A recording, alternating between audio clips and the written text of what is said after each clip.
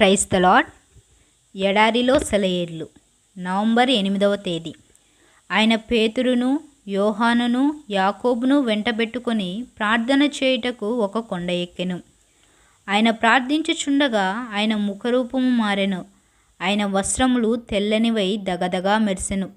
వారు మేలుకొనినప్పుడు ఆయన మహిమను చూచిరి. లూకాసు వార్త 9వ అధ్యాయము 28, 32 వచనములు. నీ కటాక్షము నా ఎడల కలిగిన ఎడల దయచేసి నీ మార్గమును నాకు తెలుపుము. నిర్గమకాండము 33వ అధ్యాయము 13వ వచనము. యేసు తన 3 శిష్యులను దూరంగా కొండ మీదకి తీసుకుని పోయి వారిని తనతో సన్నిహిత సహవాసంలోకి తీసుకువచ్చాడు. వారు యేసు మహిమను చూశారు. అక్కడ ఉండడం వారికి ఎంతో శ్రేష్టతరం. తమ ప్రభువుతో ఒంటరిగా కొండ మీద ఉన్నవారికి పరలోకం ఇంకెంతో దూరం ఉండదు. ఏకాంత ప్రార్థనలో, ధ్యానములో తెరచి ఉన్న పరలోకపు ద్వారాలను చూడలేని వారు ఎవరుంటారు?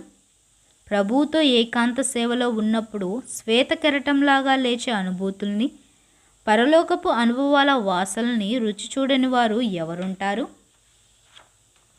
మన ప్రభువు తన శిష్యులతో ఏకాంతంగా మాట్లాడడానికి రకరకాల సమయాలను, స్థలాలను ఎన్నుకుంటూ ఉంటాడు. ఒకసారి హెర్మోను కొండ మీద, చాలాసార్లు ఒలీవ కొండ మీద, ఇలా ఎన్నెన్నో స్థలాలకు తీసుకెళ్తూ ఉండేవాడు. ప్రతి క్రైస్తవుడికి ఒలీవ కొండ అనుభవం ఉండాలి. మనలో చాలామంది పట్టణాలలో నివసించే వాళ్ళం. అస్తమానము అనేక ఒత్తిళ్లకు గురవుతూ ఉంటాము.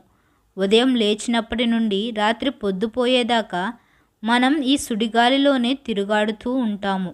ఈ గందరగోళంలో ధ్యానపూర్వకమైన ఒక్క ఆలోచనకి, ప్రార్థనకి, మనసు విప్పి దేవునితో సంభాషించడానికి సమయం ఎక్కడుంది? బబులోను విగ్రహారాధనలు, అర్చనలు, గోల మధ్య దానియేలుకు గదిలో ఒక ఒలీవ కొండ ఉంది.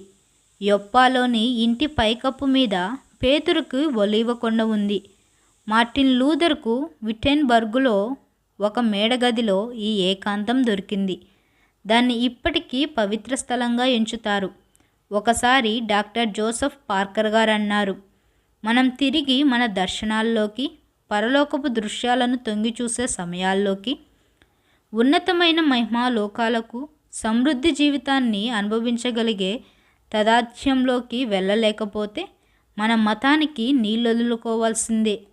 మన బలిపీఠం ఒక రాయిలాగా మిగిలిపోతుంది. దాన్ని పరలోకపు అగ్ని దర్శించడం మానుకుంటుంది. ప్రపంచానికి నేడు కావలసిందేమిటంటే దేవుణ్ణి చూసిన మనుషులు. దేవునికి సన్నిహితంగా రండి. తప్పటడుగులు వేసే పేతురును, తమ బోధకుణ్ణి ఆయన ఉద్దేశాలను అర్థం చేసుకోవడానికి మాటిమాటికి విఫలులైన యోహాను, యాకోబులను యేసు ఏకాంతంలోకి తీసుకువెళ్ళాడు. మిమ్మల్ని ఈరోజు ఆయన ఏకాంతంలో కొండ మీదకు తీసుకెళ్తాడేమో. ఎందుకు తీసుకెళ్ళకూడదు? మిమ్మల్ని మీరే తగ్గించేసుకొని అలాంటి ఆశ్చర్యకరమైన దర్శనాలు, దేవుని వాక్కులు వచ్చేది ఎవరో కొద్దిమంది భక్తవరేణ్యులకే అనకండి. మీకోసం కాదని ఎక్కడా రాసిలేదు. Praise the lord.